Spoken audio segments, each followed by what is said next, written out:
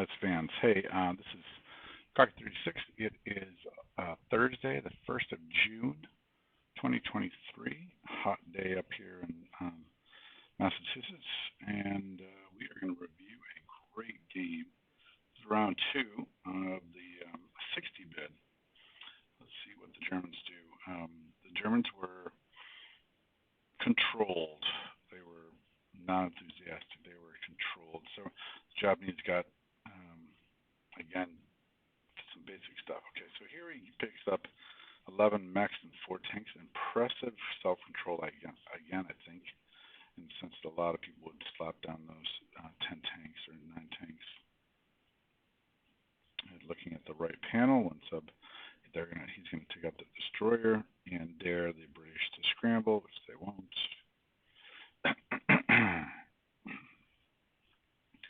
Kills the destroyer. I don't think with any losses. Nope. And then takes Holland and takes Normandy. All right. So non-cons. Let's look at it. He's gonna boost the med, however he can. Defensive Rome. Keying off that air base in West Germany and adds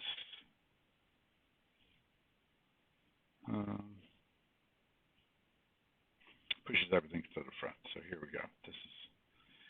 So he's going in next turn, right? So 10 and 10, 20 plus whatever he's going to plop. So he's going in next turn. And he's going to get $51. All right. Solid German turn. He is leaving that cruiser and sub to be destroyed, but maybe it's time for them to go. And he's doing whatever he can in the med with such a imbalance of power.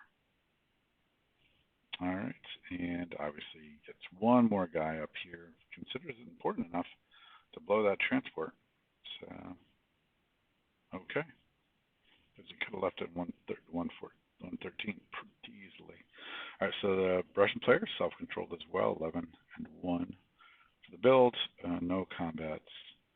He's going to bring some of that force back to the Caucasus so he can move, grab maybe a spread of communism bonus, brings his troops back to more. It's a lot of troops. And then he's going to Bryansk. So let's see here. I just want to see that. Okay, so he did send 9 units from Bryansk to Belarus. So a big push for a northern force. Interesting. And this time he empties out Novgorod. Must have heard me. To the Time Sports portal. And then places 9. So nobody in Novgorod. So I think that's a little unusual. I was wondering why he didn't flop one guy down Baltic. Because obviously this is worth $7. Okay, interesting. Could be an error. Maybe he's looking to give away 7 and get 6. Okay, so in other words, take out a tank. Because I believe tanks are the only thing that can reach. This is going to be gone. These guys can't. So yeah, indeed, a tank is the only thing that can reach. So easily preventable. Okay, so he builds. So I have noticed that the only 2 people buying land units are Russia and Germany. The rest are buying a lot of naval, a lot of ground, air. So only 1 unit for the Japanese. Let's go over here and let's pick up the pace. And he's going to take Malaya. And he's going to try to take him. Just make sure Malaya happens in a big way. Shan States. Malaya. And takes out the transport in 45. All right, what else are we going to do? We're going to land those guys in French Indochina. We're going to move down to Korea to occupy that. We're going to move into 36 and drop a bunch of stuff. And a factory in French Indochina. Now, what do I see here? You guys see that? Coming down, he places factory, turn complete. Okay, he collected $44. Now, did I see him place aircraft? He did. He placed 2 aircraft in the Philippines. That's interesting. 2 aircraft. Nope. 4 aircraft in the Philippines.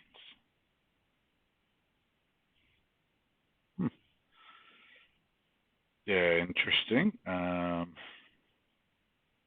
that even happen?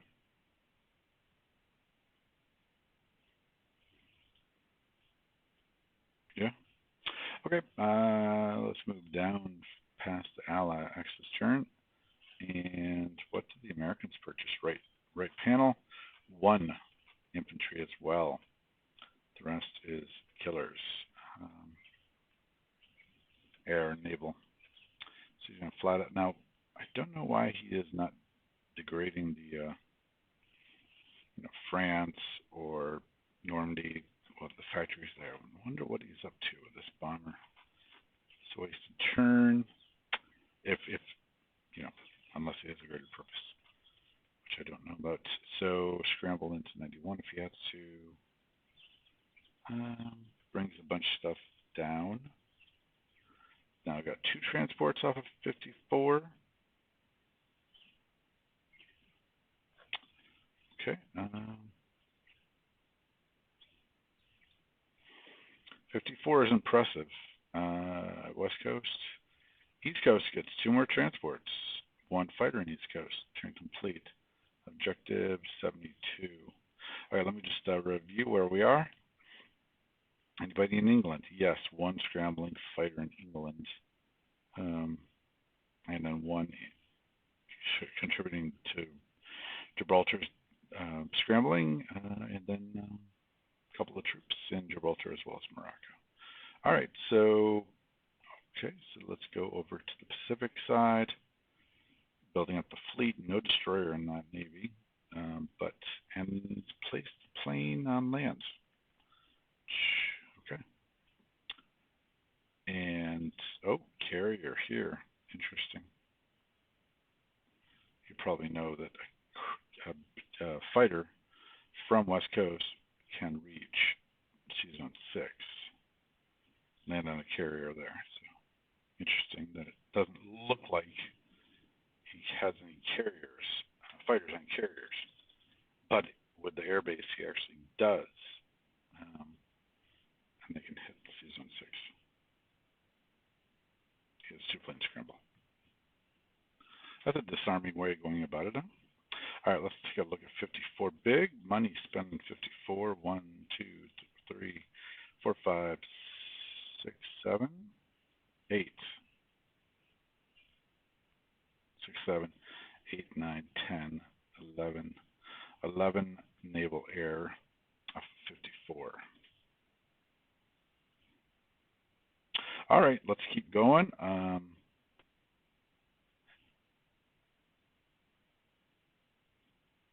I am not sure exactly what to say, except for that you're making Japan buy more ships, which is always, in my book, is a victory. If Japan's buying ships, it's not doing what flooding Eurasia. Okay, so then we've got 1 infantry, 4 artillery. So interesting that he actually does buy an artillery, but not all. So obviously he bought the artillery with the leftover money. And I agree that most money should be spent on soldiers. Okay, and he's going to just do 1 small combat. And he's going to put in the Yunnan and collect 11. $17. It's a lot of money. Okay, so then we go to British, and they buy, again, not a lot of land forces, carrier, destroyer, and factory. Okay, let's see what happens. 2 infantry, 1 artillery. All right, we're going to kill that 110 fleet. We're going to kill 93 with goodbye Italian fleets, and we're going to kill Persia and Shan State. All are going to be successful. And that transport off of Norland, every one of those is going to be successful.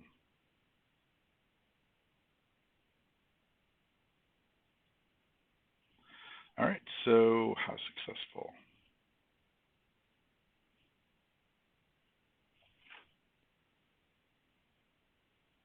Okay, so very successful.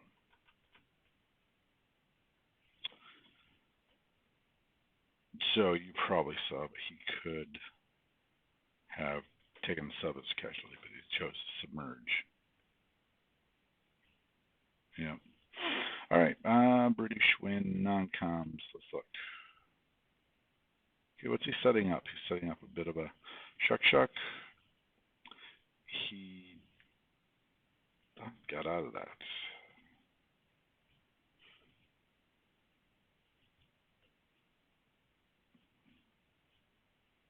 All right. So what did the British do? So small investment here in Yunnan. Nothing to fear. I suppose you've got the 2 and the 5.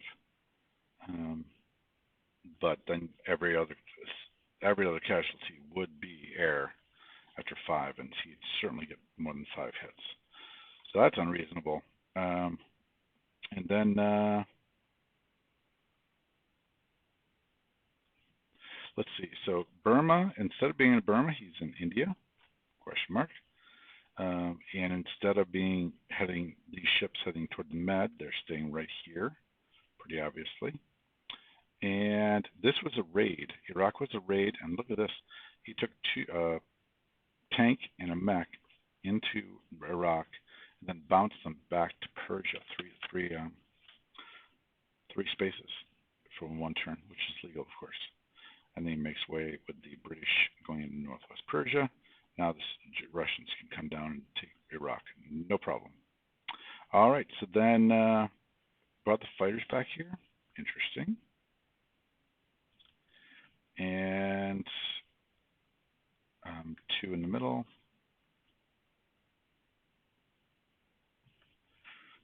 And then holds his ground in Morocco and is satisfied with a 2-plane scramble out of Gibraltar. And it's got lots and lots of stuff on the 2 carriers. So obviously the $60 bid is really come to play in the Atlantic. All right, let's take a look at Italy, who built infantry, and he's going to start his can opening thing. And one thing you're going to find in this is that despite the 60 bid, I swear by turn 3 you can't tell. I mean, obviously the Allies are in a good position, but by turn 3 the Axis are going to be in fairly good position. They're going to own the money islands. They're going to be the only thing that I could say is that they have shallow penetration in China. Other than that, it looks like they could eventually have India. So interesting stuff. All right, so let me come down here. I'm just going to do this again. Okay, so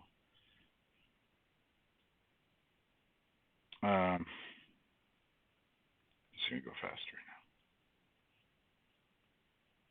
All right, so he takes Greece and he's doing can opening.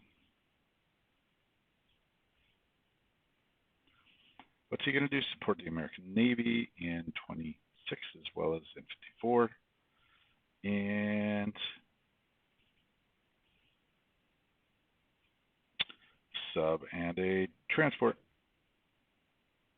Dangerous combo. Okay, French continue forward. I think this move right here, I don't quite get it.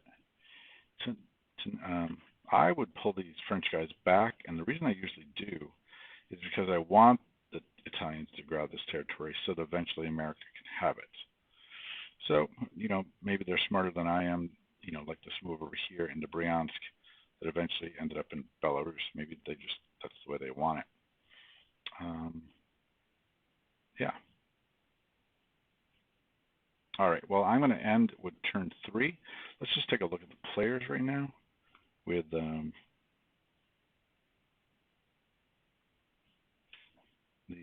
you look at the Axis and Allies, 178 to 117, 154 to 98 unit production, 319 to 258.